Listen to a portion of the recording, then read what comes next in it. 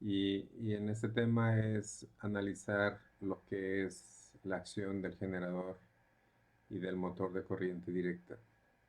Pues en el caso del motor, eh, dentro del motor van a existir, lo que tenemos en esa figura es el polo norte, el polo sur, y ahí hay un conductor en donde la corriente está entrando a la diapositiva.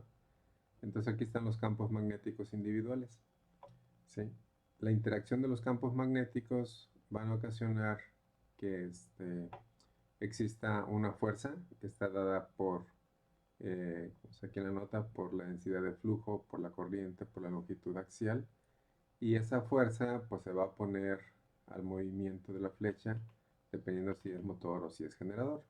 Entonces en esa figura, la 5.9, tenemos los campos norte-sur con los campos individuales, en donde están todos perfectamente alineados, y en el caso del conductor que está dentro de los campos, que sería una analogía con la armadura, la corriente está entrando, entonces aquí se aplica la regla de la mano derecha, entonces los campos magnéticos son alrededor del conductor.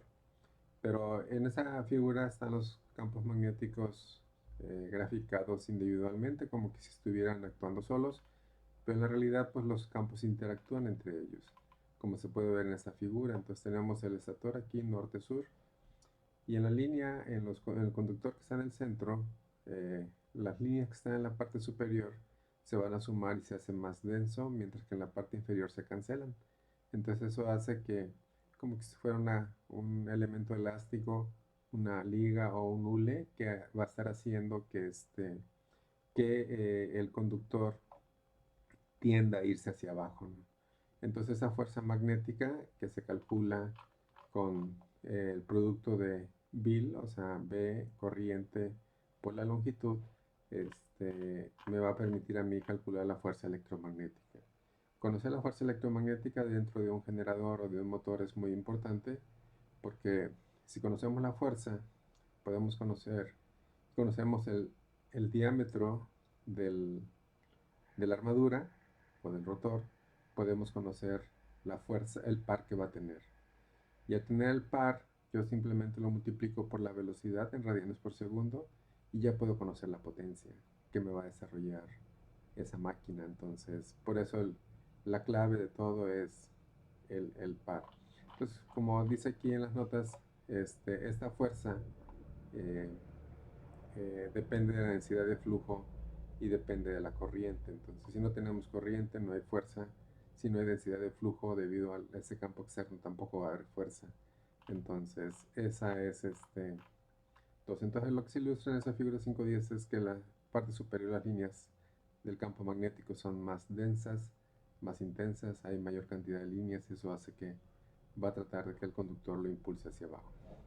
Hay dos reglas eh, muy fáciles de recordar para determinar el sentido de giro, el sentido del campo magnético. Entonces, en el caso del generador, está la regla de la mano derecha, en donde aquí el dedo índice de la mano nos va a indicar la dirección del vector B, ¿sí? Entonces, el vector B es eh, el campo que va en el estator de norte a sur. Y luego el dedo medio me va a indicar la dirección de la corriente, ¿sí? Y el pulgar me va a decir en qué dirección se está moviendo ese conductor o esa armadura. Es la regla de la mano derecha. La regla de la mano izquierda se aplica para motores, y al igual, o sea, el dedo índice es para el vector de densidad de flujo, el medio para la dirección de la corriente, y el pulgar me va a dar la dirección que se va a mover ese motor. Entonces, al final de cuentas, ¿por qué la regla de la mano izquierda y la mano derecha? Bueno, pues simplemente porque eh, permite tener los tres vectores con los tres dedos, y el hecho que sea la derecha y la izquierda es que en el caso de los motores, pues la corriente entra al motor, mientras que en el generador la corriente sale del mismo, ¿sí? Bien, entonces, dentro de ese conductor que se está moviendo, eh, dentro de un campo magnético, o sea, la armadura, eh, se va a inducir una fuerza electromotriz, es decir, va a haber un voltaje que se va a inducir, ¿no? Entonces, sea motor o sea generador, va a haber un voltaje inducido. En el caso de los motores se le llama fuerza contraelectromotriz, porque se opone a la fuente. En el caso de los generadores de corriente directa se le llama simplemente voltaje generado o voltaje interno, similar al que veíamos en la máquina síncrona. Esto lo que tenemos en esta figura y lo que está en esas notas es, en el caso del generador, pues vemos ahí que la fuerza que está en la armadura es opuesta al movimiento. Es decir, en el caso de un generador, yo le voy a aplicar una potencia mecánica a la flecha para externamente hacerlo girar, ¿no? Pero internamente el voltaje inducido y la corriente que está en la armadura va a producir un par tal que se oponga a ese movimiento externo. Esto por la razón de que se debe preservar el principio de la conversión de la energía. Porque si ese par del generador se sumara al par debido al movimiento externo, pues vamos a tener una fuente inagotable de energía, o sea, un par que va a ir aumentando, aumentando, lo cual es algo irrealista, es algo que no se puede dar por los principios de las leyes físicas. En este caso es el principio de la conservación de la energía, o sea, la energía no se crea ni se destruye, solamente se transforma. Entonces, el hecho de que aquí esté en el generador ese voltaje inducido va a ser opuesto, va a producir una corriente y esa corriente va a producir un par que se va a poner al movimiento externo. Entonces, aquí tenemos como hay ese equilibrio de las dos fuerzas, el movimiento externo y la fuerza interna electromagnética. En el caso del motor que está del lado derecho, tanto el movimiento en la flecha o en el rotor, en los conductores de la armadura, van a tener la misma dirección que la fuerza. ¿Sí? Entonces, esto es, debido a eso se produce un movimiento. Entonces, sí, aquí vemos que tenemos la alimentación, positivo, negativo, ¿sí? Y se fijan, la fuerza electromotriz tiene aquí una pequeña flecha que va a hacer que se oponga a la polaridad del voltaje aplicado. Mientras que en el generador, pues está el voltaje inducido, es la flecha de ese voltaje inducido es donde está el positivo. O sea, tiene la misma dirección. Y en el motor es opuesto. Por eso es que el motor se le llama la fuerza contraelectromotriz, que no es otra cosa más que un voltaje que se induce internamente, porque recuerden que tenemos conductores que están girando dentro de un campo magnético. Cualquier conductor que gire dentro de un campo magnético, cualquier movimiento relativo con respecto a un campo magnético, se va a inducir un voltaje o va a haber una inducción electromagnética, que es lo mismo. ¿Sí? Bien, ahora en el caso de las máquinas de corriente directa, hay un fenómeno que se lo conoce como reacción de inducido o reacción de armadura. Inducido es el rotor, armadura es el rotor, como habíamos mencionado. Entonces, eso se debe a lo siguiente, o sea, el hecho de que exista una fuerza magnetomotriz. Fuerza magnetomotriz, recuerden que es el producto de las vueltas de una bobina, en este caso las vueltas que están en la armadura, por la corriente que circula por ellos. Entonces, esta es la fuente, digamos, magnetomotriz, la fuente que me va a ocasionar el flujo magnético. Al circular una corriente por ese rotor, va a crear un campo magnético que va a debilitar el flujo polar y también va a causar distorsiones, ¿no? Esas distorsiones causan que se debilite el flujo y es un fenómeno que está presente tanto en motores como en generadores. A este fenómeno producido por esa fuerza magnetomotriz, es decir, por ese producto de las vueltas de la armadura por la corriente, se lo conoce como reacción de armadura. ¿Sí? Entonces, si conocemos, por ejemplo, si vamos a analizar el concepto de fuerza de reacción de armadura, para que lo podamos entender de una manera muy simple, aquí tenemos el norte, el sur en esta figura, que sería el campo producido por el estator de la máquina de corriente directa. Y lo tenemos aquí los conductores del lado derecho, que es una cruz y un punto del lado izquierdo. Entonces aquí mi campo magnético va a estar en esos conductores. Si yo aplico la regla de la mano derecha, pues voy a determinar que tiene este lado tiene ese sentido horario de las líneas de campo magnético, mientras que este está en sentido antihorario porque cambia la dirección de la corriente. Entonces aquí tenemos los campos solitos individuales. Sin embargo, aquí las líneas de flujo del estator pues van en una dirección de izquierda a derecha, de norte a sur.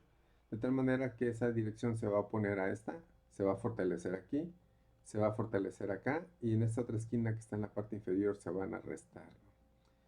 Esas dos líneas que están aquí, esos dos puntos vacíos, se lo conoce como eje neutro.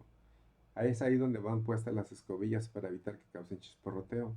En ocasiones, el movimiento de este eje neutro debido a la reacción de armadura, pues ocasiona un chisporroteo porque las, este, las escobillas se desplazan del eje neutro. Entonces, aquí vemos, dice, el campo magnético tiene una dirección de 90 grados con respecto al flujo producido por el estator. Entonces, si yo aplico la regla en la mano derecha, aquí en la parte derecha están las flechas de los conductores que van a estar entrando hacia la diapositiva, y acá sale, entonces mi flujo va hacia arriba, mi norte va a estar aquí arriba, ¿no?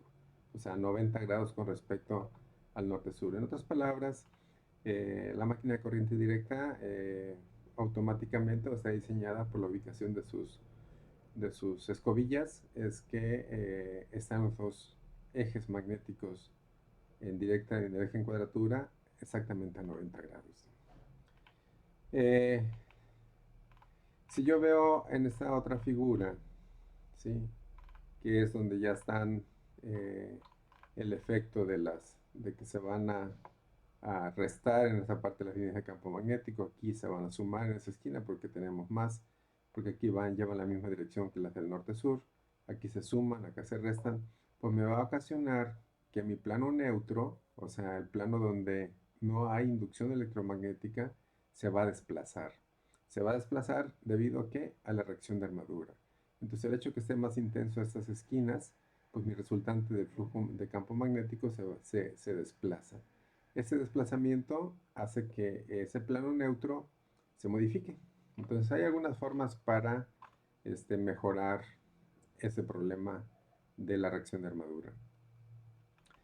Los problemas que ocasiona esa distorsión del flujo en la armadura son de que el flujo en la zona neutra no es cero, y consecuentemente se va a inducir un voltaje en las bobinas que están en cortocircuito por las escobillas, lo cual puede dar origen a la generación de chispas, de un chisporroteo, y distorsiona los flujos magnéticos en los polos. Esa es la desventaja o los dos problemas que causa la reacción de armadura. Ese desplazamiento de las escobillas se pueden controlar con polos de conmutación o polos o interpolos. Y la intención es generar otro campo magnético que contrarreste el que ocasiona esa distorsión, y el plano neutro se mantenga en su posición. Aquí tenemos un diagrama fácil de las fuerzas magnetomotrices. Repito, fuerza magnetomotriz es el producto de la corriente por las vueltas. Si tenemos tanto en el estator como en el rotor vueltas y hay corriente, entonces vamos a tener fuerzas magnetomotrices en la armadura o rotor, y en el estator o el campo. Entonces esas fuerzas magnetomotrices pues están desplazadas a 90 grados, como lo acabamos de mencionar hace unos momentos, y por lo tanto mi fuerza magnetomotriz resultante va a tener una determinada dirección. ¿Sí? Otro problema que ocasiona la reacción de armadura es que la distorsión del flujo ocasiona que se incremente la densidad de flujo en las esquinas 2 y 3. Esas son las esquinas 2 y... Oh, no están aquí ilustradas. 2 y 3, ¿dónde están? No están. Sí, se va a incrementar en las esquinas 2 y 3, es decir, en esta zona y en esta otra zona que está aquí. Y luego tenemos, y se decrementa en las esquinas restantes. Este fenómeno o este efecto ocasiona que se disminuye el flujo polar y por lo tanto el voltaje generado. En generadores grandes, esa disminución, dice la literatura, que puede ser alrededor del 10%. Entonces les mencionaba que ese desplazamiento del eje neutro, que es donde están ubicadas las escobillas, ahí no hay inducción electromagnética. Entonces en el instante que está girando el generador, el rotor, el colector, pues pasa por esa zona en donde está en el eje neutro y no da origen a ninguna chispas, ¿no? Pero si se desplaza ese eje neutro, entonces ya esas escobillas van a hacer contacto con algunas delgas donde sí hay un pequeño voltaje inducido, y eso va a ocasionar que se pongan en cortocircuito, y eso ocasiona chisporroteo, ¿no? Una opción es mover las escobillas para evitar el chisporroteo, pero sin embargo eso solamente se hace en motores o en máquinas pequeñas. En el caso de las máquinas que están en el laboratorio, en ingeniería eléctrica, aquí en el TEC Laguna, los motores que tienen ahí se mueve, se ajustan manualmente las escobillas, ¿no? Pero en máquinas muy grandes, les mencionaba que eh, todavía se usan los motores de corriente directa en locomotoras, y son motores muy grandes que tienen en promedio este, 1000 caballos o algo por el estilo, ¿no? Esos motores van acoplados directamente a la flecha de las locomotoras. ¿Por qué van acoplados directamente? Porque pues no es posible tener para esas potencias. Una locomotora tiene alrededor de, si trae 3 ejes, 4 ejes en cada eje de un motor, se puede desarrollar hasta 4000 HPs, ¿no? Es Entonces, una locomotora. una locomotora son los que jalan a los trenes, ¿sí? Está Ah, el tren, y el tren pues eh, consume diésel para moverse, tiene un motor de combustión interna. Ese motor de combustión interna mueve a un generador, que en este caso es un generador síncrono, y la corriente directa de ese generador en la locomotora se alimenta a los motores de corriente alterna o de corriente directa que están en las flechas de las ruedas de la locomotora. En ocasiones se ponen hasta 2 locomotoras en serie, una atrás, una adelante, una detrás de la otra. Esto es con la intención de aumentar la capacidad de transporte de carga, ¿no? Entonces, la parte interesante en estas locomotoras es que usan motores de corriente directa porque tienen pues, cierta facilidad para el control de velocidad. Se empezaron a usar ahí y todavía se siguen usando, aunque se están siendo desplazados por los motores síncronos de imanes permanentes o motores de inducción con variadores de frecuencia para poder variar la velocidad. Entonces les mencionaba que esos motores eh, de directa o de alterna, que son muy grandes, 1000 caballos o tal vez más, se ponen directamente en las flechas de la locomotora. ¿Por qué? Porque no es posible tener una caja de cambio de velocidades eh, para esa potencia de aproximadamente 4000 caballos. Si han visto los tractores agrícolas, pues tienen una caja gigantesca de cambio de velocidades, pero la potencia de un tractor pues es mucho menor que la de una locomotora, entonces pues no es posible mecánicamente porque se quebrarían los dientes o los engranes de la caja de velocidades y lo haría que estuviera muy grande. Entonces, en esos motores muy grandes, el efecto de la reacción de armadura se usa, como menciona aquí, usando polos de conmutación o interpolos. Su función es que, o sea, van conectados con la armadura y están calculados el número de vueltas de tal manera que van a desarrollar una fuerza magnetomotriz igual y opuesta a la fuerza magnetomotriz de la armadura, y eso va a hacer que los campos se cancelen en cualquier momento. En esta figura vemos unos interpolos. Entonces, interpolos porque están entre los dos polos norte-sur, van el estator hasta este campo magnético que se va a oponer a la fuerza magnetomotriz en la armadura, y eso va a ocasionar que se cancele y por lo tanto va a ocasionar que no haya esa distorsión de los campos o no se mueva el eje neutro. El eje neutro, como les mencionaba, está donde está la escobilla y donde está el conductor, que no hay inducción electromagnética, que son estos que están aquí en la parte vertical, el puro círculo sin punto y sin cruz, ¿sí? Entonces aquí tenemos la corriente que está entrando en el caso de un motor, entra al interpolo, y me ocasiona un campo magnético que va a contrarrestar el de la armadura y por lo tanto no se va a distorsionar, y aquí está el positivo y el negativo. Este círculo que está aquí en el centro de la figura, que tiene pequeños segmentos, los pequeños segmentos son es el símbolo de las delgas, ¿sí? Y lo que está en color negro pues son las escobillas. Lo que está girando aquí es la armadura junto con el colector y las delgas, y las escobillas son las que están fijas, ¿sí? Eh, y obviamente, al igual que los motores de inducción, pues tienen una serie de devanados. Los devanados que existen en las máquinas de corriente directa son dos tipos principales, el tipo imbricado y el tipo ondulado. En el tipo imbricado, es devanado más sencillo que se usa en máquinas. Este tipo de devanado, cada bobina tiene una o más espiras y sus extremos están conectados a dos delgas adyacentes. En este caso tenemos aquí C significa la delga del conmutador. Entonces sale de una la bobina de una delga, está conectada aquí, está soldada físicamente y da una vuelta a la siguiente delga. En este caso es un devanado progresivo, ¿no? Si la salida, el final de la bobina va antes de la delga que está previa, se le llama devanado regresivo, ¿sí? Entonces, una característica importante que tiene el devanado imbricado es que va a tener el mismo número de ramas en paralelo como polos. Si la máquina tiene dos polos, va a haber dos ramas en paralelo. Ahorita vemos lo de ramas en paralelo en las figuras más adelante, ¿sí? Aquí tenemos una figura de un devanado imbricado de una máquina de dos polos. Entonces, las líneas punteadas que están en esta figura son la parte posterior de la armadura, es un corte transversal aquí. Es el conductor que no vemos que está en la parte atrás, ¿no? ¿Sí? Aquí tiene pues las dos escobillas. Entonces si vemos nosotros, por ejemplo, este conductor, el 5, están aquí las delgas que son A, B, C, D, E, F, G. O sea, son 2, 4, 6, 7 delgas. Y cada delga está conectada a dos conductores, ¿sí? Esos dos conductores, pues me está diciendo que son las dos trayectorias en paralelo que están conectadas a esa delga.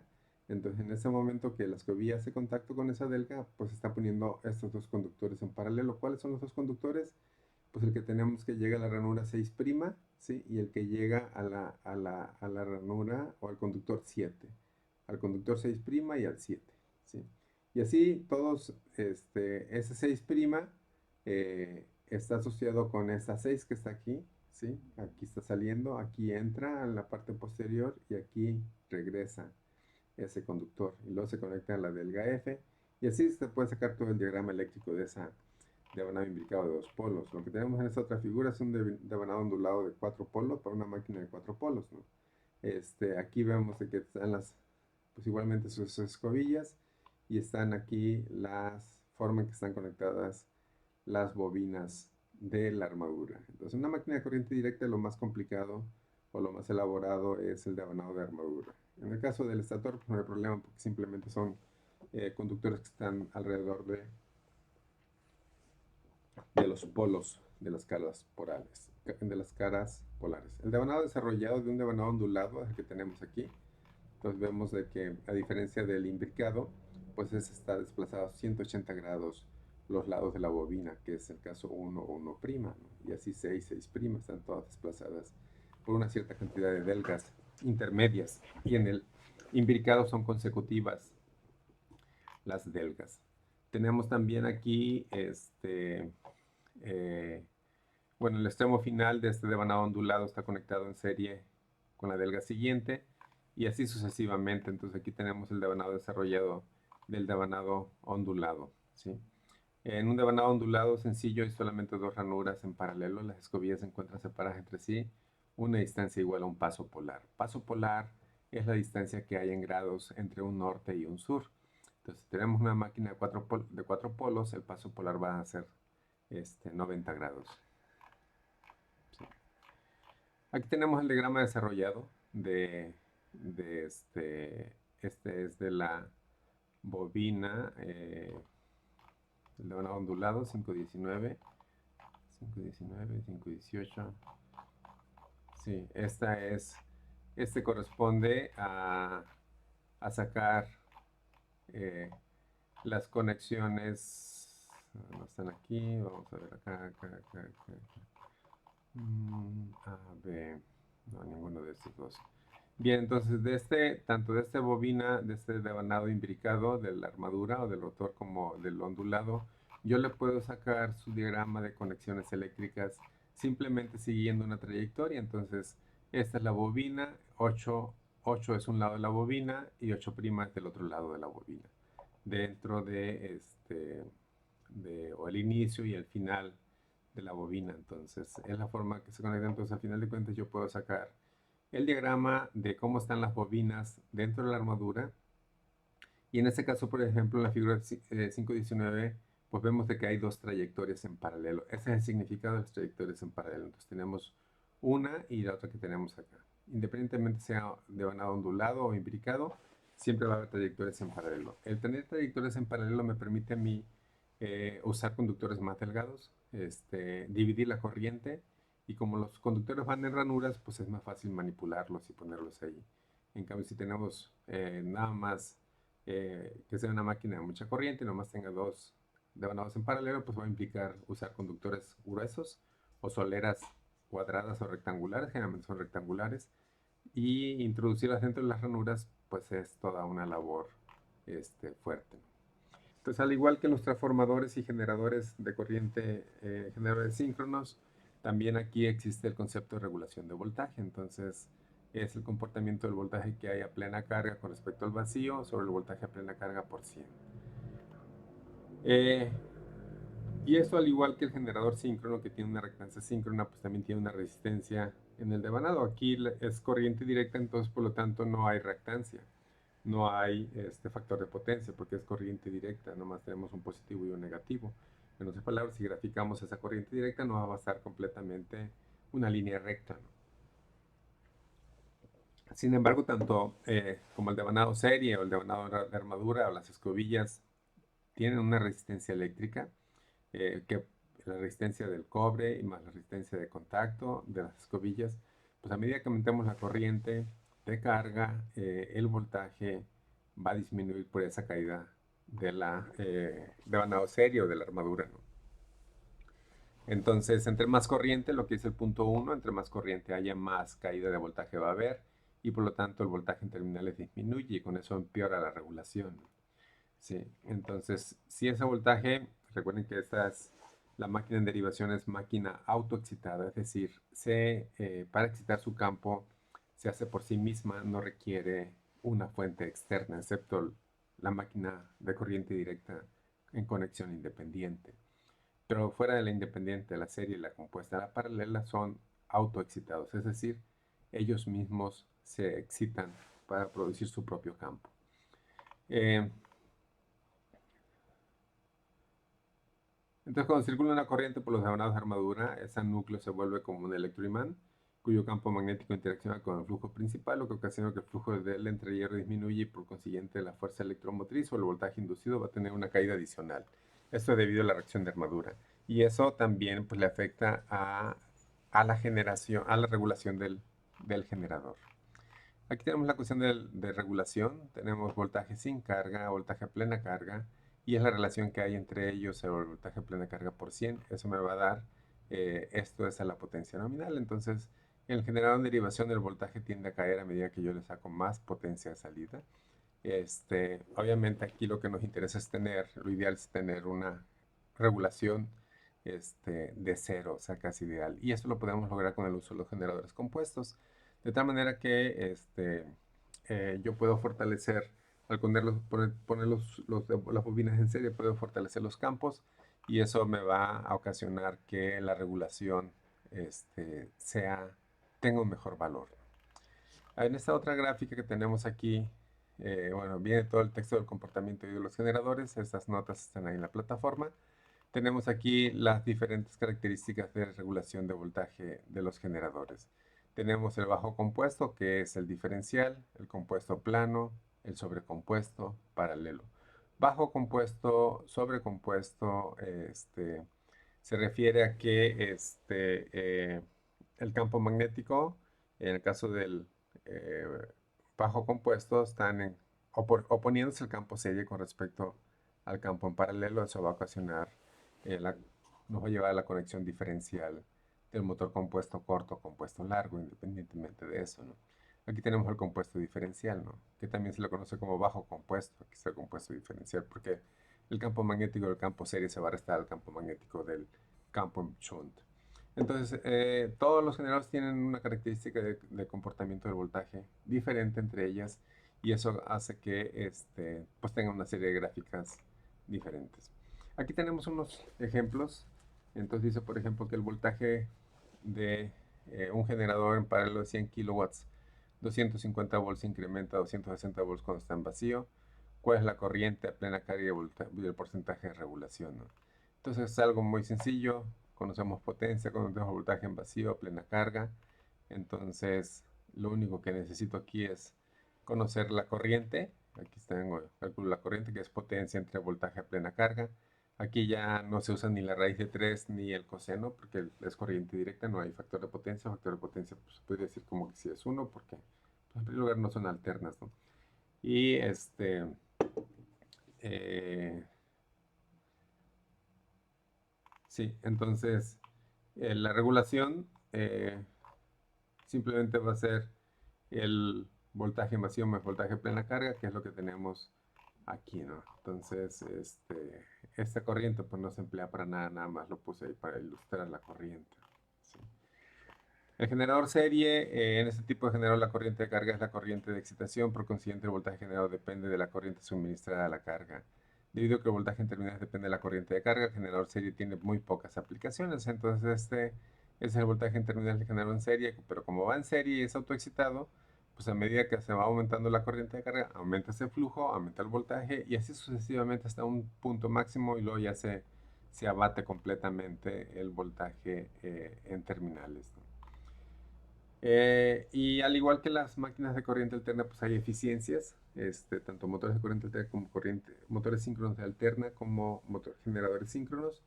La máquina de corriente directa pues también tiene pérdidas y lo que se busca siempre es un diseño que tengan la menor cantidad de pérdidas para tener la máxima eficiencia, ¿no? Eh, Esas pérdidas pues siempre van a ocasionar calentamiento y van a hacer que baje la eficiencia. Entonces tenemos pérdidas que dependen de la velocidad, que son pérdidas por fricción. Son aquellas que se presentan en cojinetes, escobillas, en la fricción de los devanados con el aire y depende de los cambios de velocidad angular de la máquina. Las pérdidas en el núcleo de la armadura son pérdidas por histéresis, por corrientes de Eddy. ¿Sí? Esas existen y, y sus valores dependen del tipo de material ferromagnético que se utilice. Hay material ferromagnético que tiene muy baja, una densidad de pérdidas muy bajas, entonces si quieren un generador o un motor o una máquina de corriente directa de alta eficiencia, pues uno de los factores que van a mejorar es disminuir las pérdidas por histéresis y por corriente de aire. Y eso no solamente lo puede hacer el que es fabricante de la lámina de acero magnético. También tenemos las corrientes I cuadrada R para cada bobina, o sea, armadura, interpolos, serie, paralelo.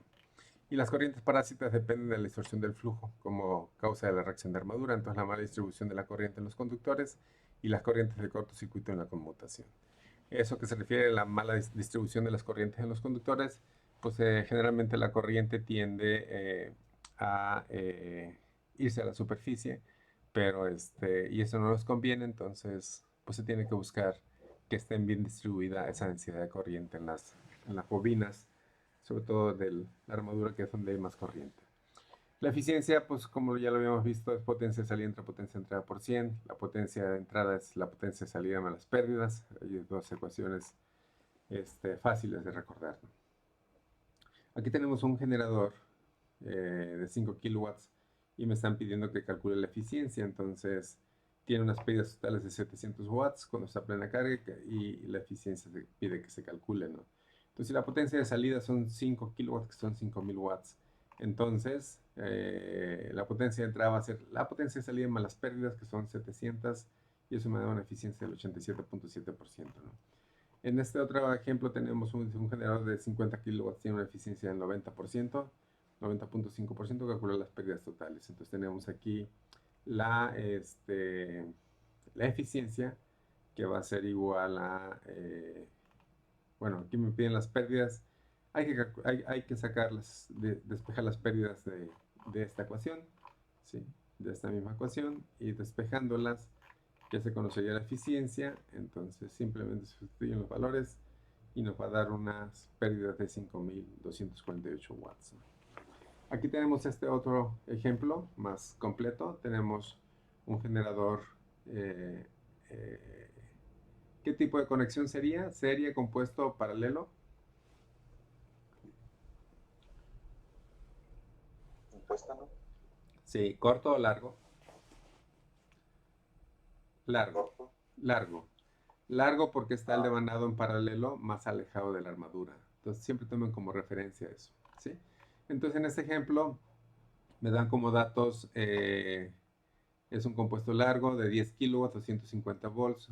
Me da la resistencia del devanado en paralelo, la resistencia de armadura, interpolos, resistencia al campo serie, pérdidas parásitas, démosla como dato, caída en las escobillas a plena carga son 2 volts.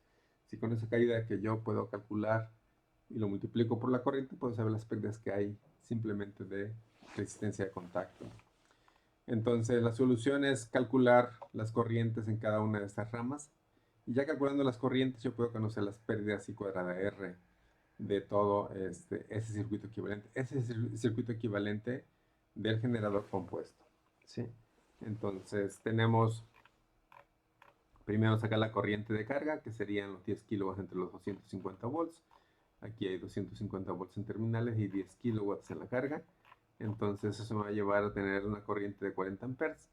Y la corriente del campo en paralelo, pues ese voltaje que está aquí en paralelo es el mismo que el voltaje en terminales del generador, que son los 250 volts. Y es por eso que estoy usando estos 250 volts. Esa es la resistencia del devanado paralelo, que son 125 ohms. Eso me da 2 amperes. Por lo tanto, la corriente del campo serie o de la armadura, se fijan aquí, sería, ya tengo IL, ya tengo IP, entonces IS va a ser la suma de IL más IP, y es lo que se está calculando aquí. IL más IP me da 42 amperes. Entonces ya con las corrientes que conozca yo en cada una de las ramas, ¿sí? Puedo calcular el producto de IS por R cuadrado. Entonces aquí sería la corriente serie, la corriente paralela, la corriente serie al cuadrado, y aquí están. Entonces me da esas potencias. Este, las pérdidas de escobillas, como les mencionaba, sería la corriente del campo serie, de la corriente serie, que es la que pasa por la armadura, por el voltaje de las escobillas me da 84 watts de pérdidas, ¿no? Entonces, sumando todas las pérdidas me van a dar 540 watts. Este, no, las pérdidas parecidas tienen un valor de 540 watts. Y mientras que las pérdidas totales van a ser 1917.8. ¿Sí? Entonces ya con esas pérdidas que estoy calculando de 1917, yo ya puedo calcular la eficiencia del generador, que serían los 10 kilowatts entre esa potencia de salida, que son los 10 kilowatts por más las pérdidas del generador. Unidad 5 son generadores, unidad 6 son motores de corriente directa. Eso me da una eficiencia del 83.9%. Entonces con esto prácticamente terminamos